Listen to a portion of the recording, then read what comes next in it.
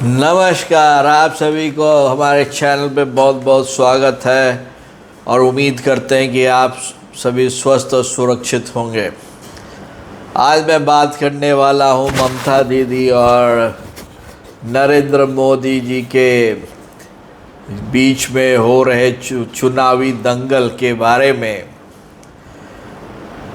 जो ममता बनर्जी जी हैं वो अपना तृणमूल कांग्रेस चला रही हैं और वो तृणमूल कांग्रेस कुछ नहीं है, बस उसमें ज़्यादातर सीपीएम के कन्वर्टेड सीपीएम के जो लॉयलिस्ट पहले थे, जो कन्वर्ट होके अब टीएमसी के लॉयलिस्ट हो गए हैं, वो है।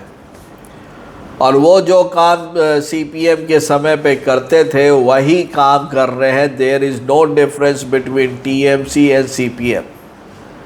वही बमबाजी हो रहा है, वही बांग्लादेशी शरणार्थी के ऊपर में वोट बैंक की राजनीति हो रही है, वही सिंगल कम्युनिटी पे राजनीति हो रही है, वही राजनीति हो रही है कि भैया सेंटर ने मेरा पैसा रख लिया। अरे ममता बनर्जी का 1 रुपया कोई नहीं रख सकता, सेंटर क्या रखेगा? वो तो किसी के नाक के अंदर से पैसे निकाल के ले जाए, यदि वो इतनी स्ट्रांग लेडी है और लीडर है। पहले उन्होंने बात किया कि हम इंडी गठबंधन पे करेंगे। जब उन्होंने देखा कि भाई कांग्रेस जातीय समीकरण पे खेल रही है तो उनको लगा अब मेरे बांग्लादेशी साथियों भाइयों का क्या होगा, उसका तो भाई कांग्रेस ले जाएगी। उन्होंने किनारा कर लिया। अब बीच में जो सबसे बड़ा जो अब उनके लिए रुकावट है वो है बीजेपी और बीजेपी के लीडर नरेंद्र मोदी जी। उन्होंने जिस तरह से कोलकाता में रोड शो किया और जिसमें जिस तरह की भीड़ उमड़ी, और नरेंद्र मोदी के रैली में उमड़ने वाली भीड़ वोट्स में कन्वर्ट होती है, जबकि दूसरे नेताओं के रैली में जो भीड़ होती है उसमें शायद 50% कन्वर्ट होती है।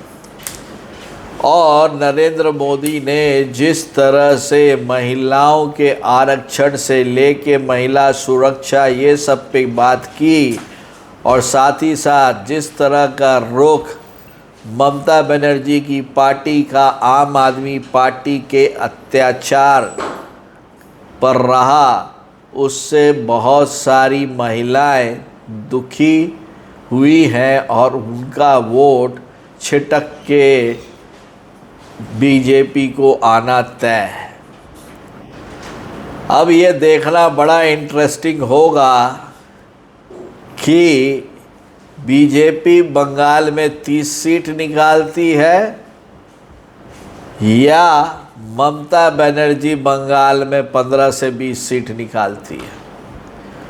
लेकिन ममता बनर्जी की पार्टी टीएमसी यदि बंगाल में इस बार 15 से 20 सीट निकाल गई तो बहुत बड़ी बात होगी, जैसा कि नरेंद्र मोदी की रैली जनसभा इन सभी से दिखता है, ग्राउंड में दिख रहा है इस बार कि बंगाल में चेंज आने वाला है।